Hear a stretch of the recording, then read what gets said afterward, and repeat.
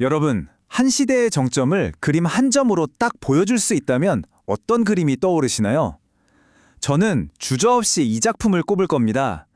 르네상스라는 시대가 꿈꿨던 가장 완벽한 이상, 그 모든 게 이 그림 한 폭에 담겨 있다고 해도 과언이 아니거든요.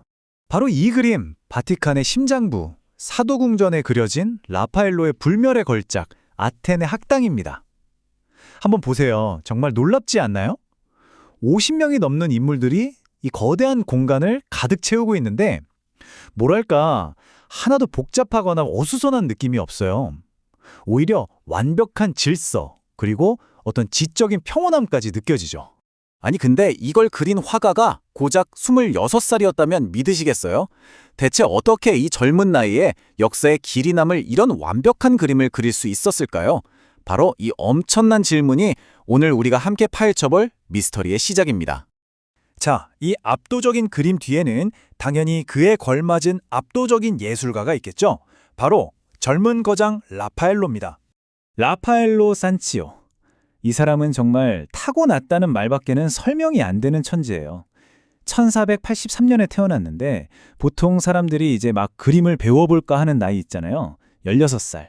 그때 이미 독립된 장인, 그러니까 마스터 칭호를 받았다는 거예요. 재능은 처음부터 논란의 여지가 없었던 거죠. 그 당시 르네상스 예술계는 말 그대로 거인들의 시대였어요. 우리가 잘 아는 세 명의 티탄이 있었죠. 여기 표를 보시면 그 관계가 한눈에 들어오는데요.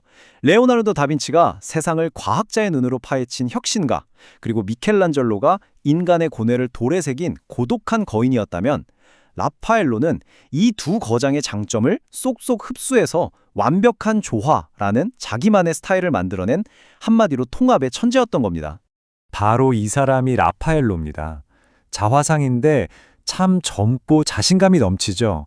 당대 최고의 거장들 틈에서 전혀 기죽지 않고 자신의 자리를 딱 차지했던 그런 천재의 온화하면서도 강단 있는 눈빛이 느껴지는 것 같지 않으세요?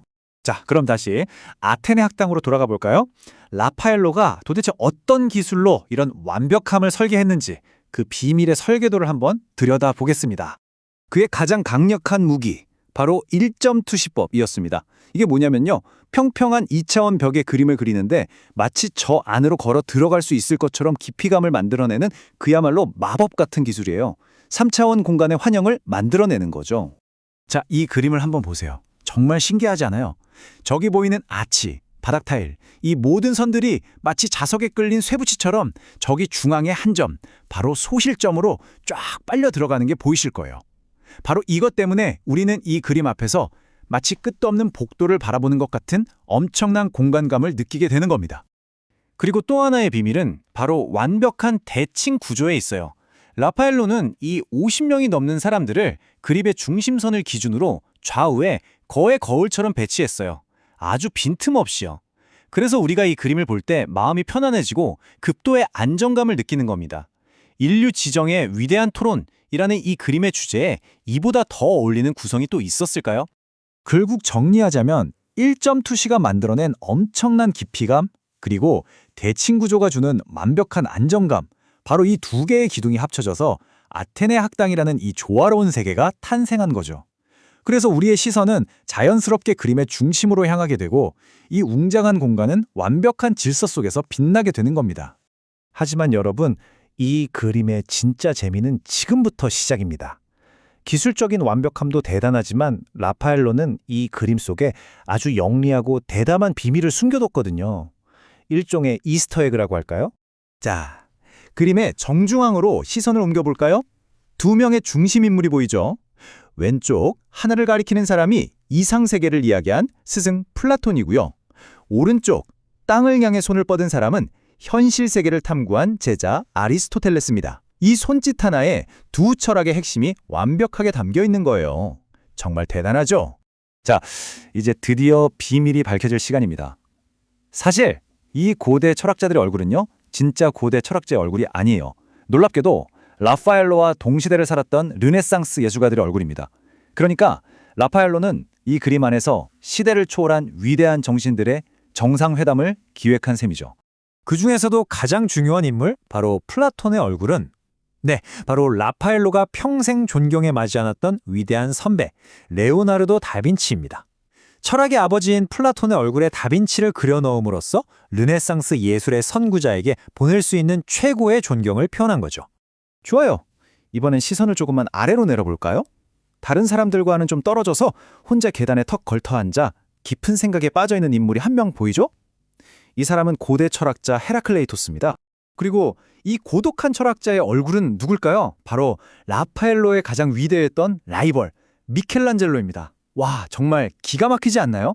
평소에 혼자 있길 좋아하고 좀 괴팍하기로 소문났던 미켈란젤로의 성격을 이렇게 딱 그려냈으니까요. 이건 그냥 짓궂은 장난이 아니라 라이벌에 대한 깊은 이해가 담긴 라파엘로만의 존경 방식이었던 거죠. 그럼 정작 이 그림을 그린 라파엘로 본인은 어디에 있을까요? 자, 그림 가장 오른쪽 끝으로 가보시죠. 수많은 위인들 사이에서 유일하게 단 한 사람만이 고개를 돌려 우리를, 바로 지금 이 그림을 보고 있는 우리를 똑바로 쳐다보고 있습니다. 네, 바로 라파엘로 자신입니다.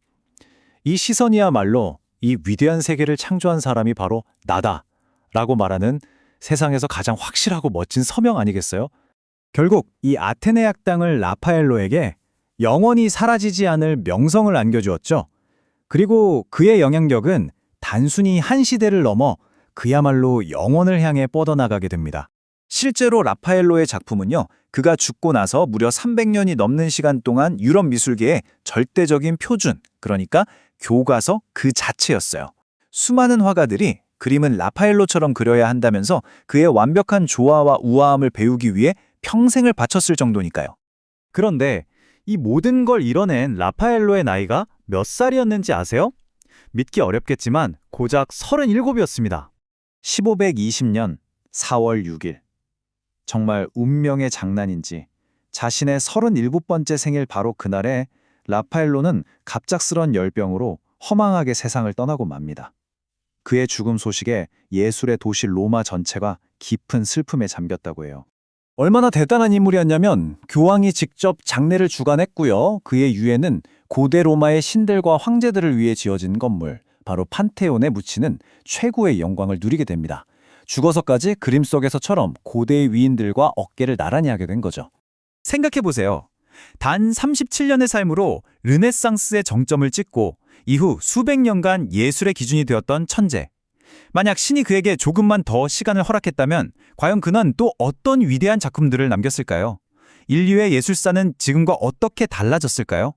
상상하면 할수록 정말 안타깝고 아쉬운 마음이 드는 그런 질문을 마지막으로 남겨봅니다.